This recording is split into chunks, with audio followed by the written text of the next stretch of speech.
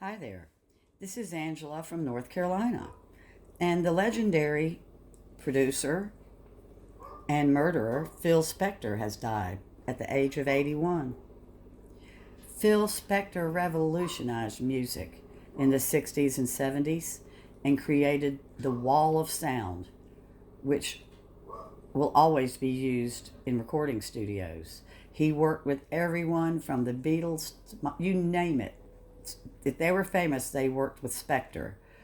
But he became more and more reclusive and odd as time went on. Not just his crazy hair, like Fanny, my dog you're looking at, but he retreated into his castle like fortress, became a recluse. In order to work with him, you had to go to his studio at his house. But he was always kind of swarmy.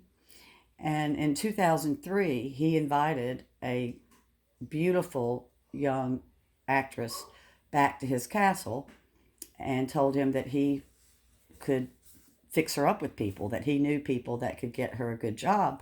And he was Phil Spector. So she went back with him to the castle. And when she attempted to leave, he killed her. And there were other women that said that when he tried to sexually attack them, he pulled a gun on them as well. Well, Lana fought back and was murdered. And of course, Spector said that Lana Clarkson committed suicide in his entrance hall. I don't know about you, but who ever heard of such a thing? Well, obviously, the courts did not believe it because he was sentenced to prison, which is where, he did die.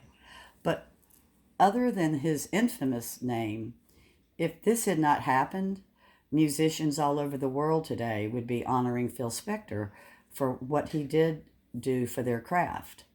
But unfortunately, because he became a sick animal and murdered an innocent woman after he repeatedly attacked other innocent women, I don't think that you'll hear much about him today.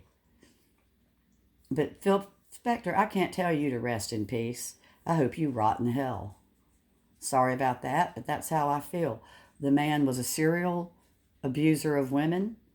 He was an abuser to his own wife. He just was a horrible human being, other than being extremely talented. But Phil Spector, I'm sure you're on that stone bench in hell that has your name that's been carved in it since you murdered that beautiful young girl in 2003. I hope it's very, very uncomfortable and that you spend eternity regretting your decision to kill her.